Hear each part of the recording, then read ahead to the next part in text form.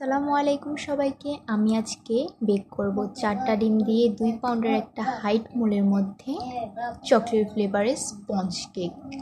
এখন চলুন কেকটা আপনাদের বেক করে দেখাই। আমি এখানে ফার্স্টে 2 পাউন্ডের একটা হাইট মোল্ড নিয়ে নিয়েছি।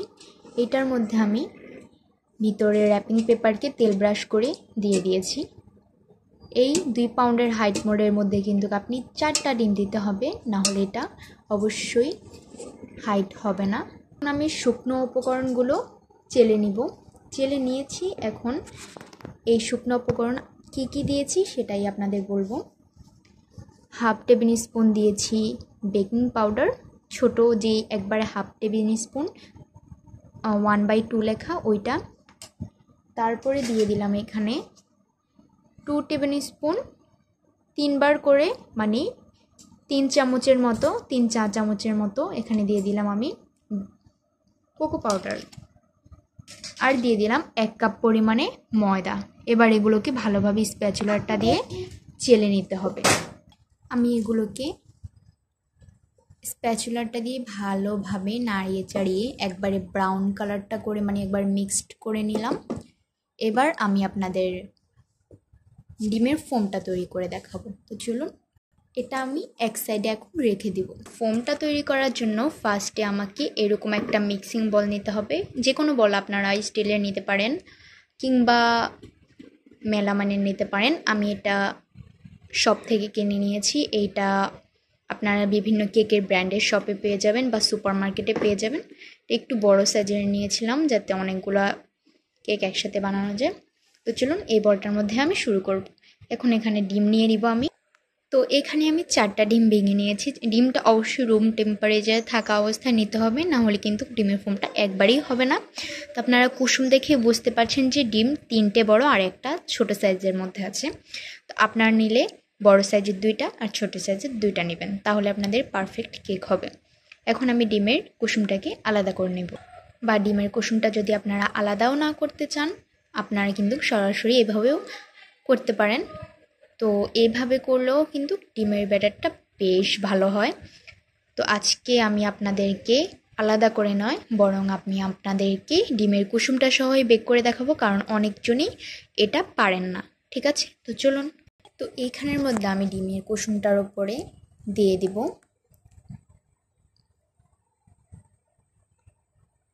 হাফ কাপ অর্থাৎ 120 ml চিনি।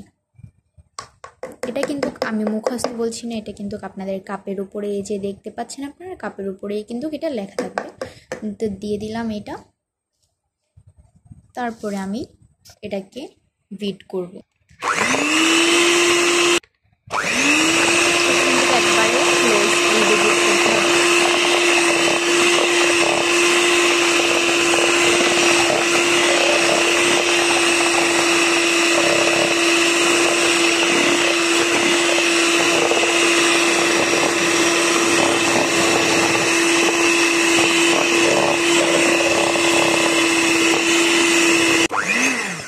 এই পর্যায়ে কিন্তু আমি বিট করাটা বন্ধ করে দিয়েছি। তারপরে কিন্তু আবারও বিট করব আমি। এখন আমি আবার বিট করাটা স্টার্ট করে দিয়েছি। এখানে কিন্তু এই বাটনটাকে আপনারা একবারে 1-এ রাখবেন।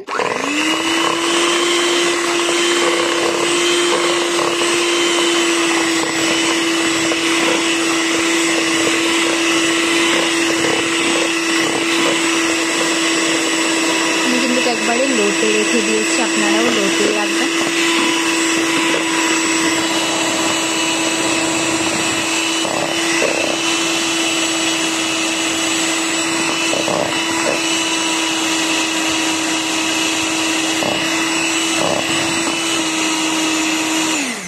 আপনারা কিন্তু এটাকে থামিয়ে থামিয়ে বিট করতে হবে, নাহলে কিন্তু ফোমটা একবারে স্ট্রাকচার হবে না। তো আমি এখানে আবার থামিয়ে দিলাম একটু মিক্স করে, তারপরে আবার এটাকে অন করব।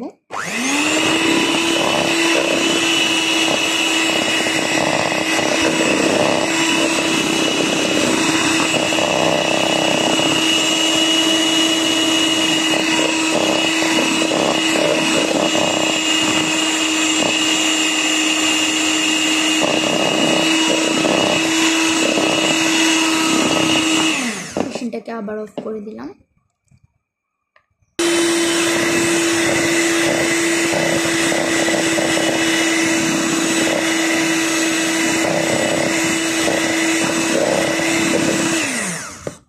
এখন চিনি লাগবে কিনা এটা আবার টেস্ট করে নিতে হবে। তো আমি এখান থেকে একটু আঙ্গুলের ইয়াদ করে টেস্ট করলাম, চিনিটা পারফেক্ট আছে।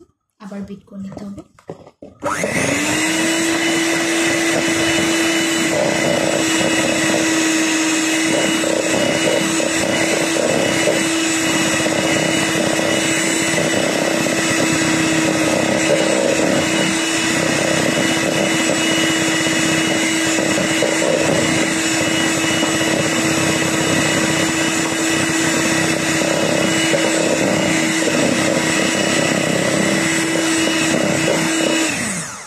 মেশিনটাকে কিন্তু থামিয়ে বিট করতে হবে। এই পর্যায়ে আমি আরও একটু চিনি দিয়ে দিচ্ছি, কারণ আমার মিষ্টিটা একটু বেশি প্রয়োজন।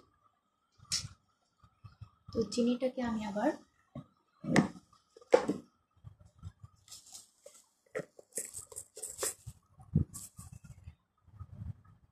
ওয়ান ফোর্থ কাপের মতো চিনি দিয়ে দিচ্ছি। লেখাটা বোঝা যাচ্ছে কিনা বুঝতে পারছি না, মানে 60 ml।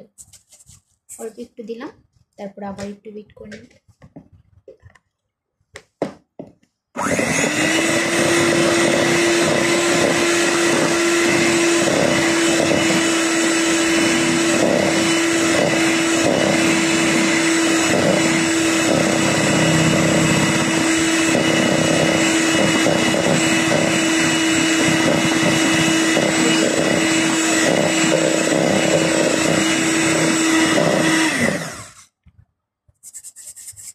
যে বাকি চিনিটুকু ছিল সেটুকু দিয়ে দিলাম, এবার আবার বিট করে নেব।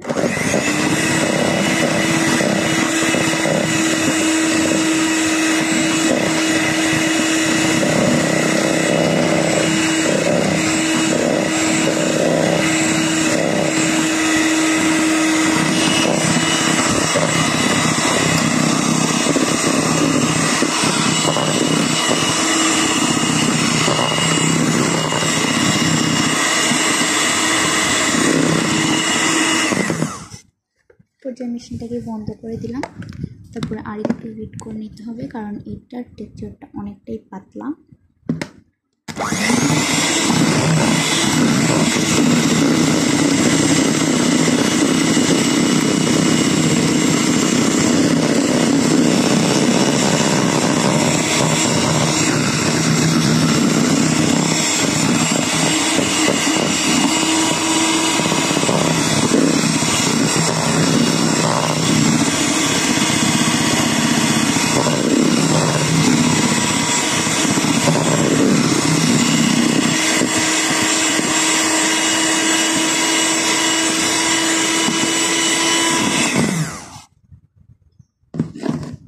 এই মতো তো ঠিকই আছে। এবার আমি এটার মধ্যে একটু তেল দিয়ে দেবো, যাতে এটা একটু ফোমি টেক্সচার হয়। এটার মধ্যে আমি আপনাদের আন্দাজ মতো দিবেন, এটার মধ্যে আমি আমার আন্দাজ মতো দিয়ে দিচ্ছি তেল, যাতে আর একটু স্পঞ্জ হয় এটা। তারপরে দিয়ে দিতে হবে চকলেট ইমালশন। এটা কিন্তু বেস্ট, কারণ এটার দিলে চকলেটের যে কেকের মধ্যে যে ডিমের গন্ধটা থাকে ওইটা আর পাওয়া যায় না। আমি এখানে চকলেট ইমালশনটা দিয়ে দেব। এটা একটু বেশি করে দিতে হবে।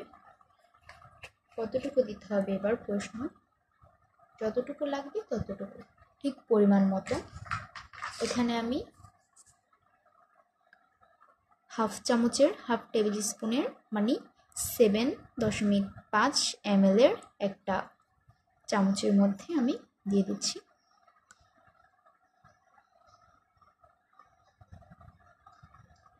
নিচে দিলাম। এটা কিন্তু আপনাদের ইয়ে মতো আমি একটু কমিয়ে দিলাম।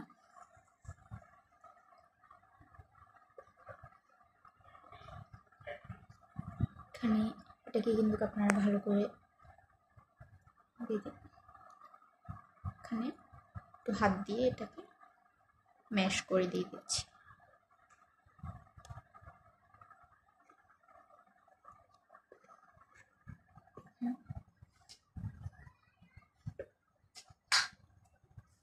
এই পর্যায়ে আমি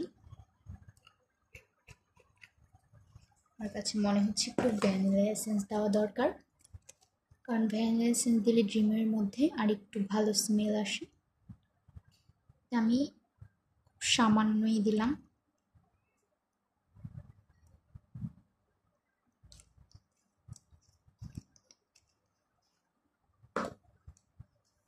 দেওয়ার পরে এবার আমি আবার একটু বিট করে নিচ্ছি।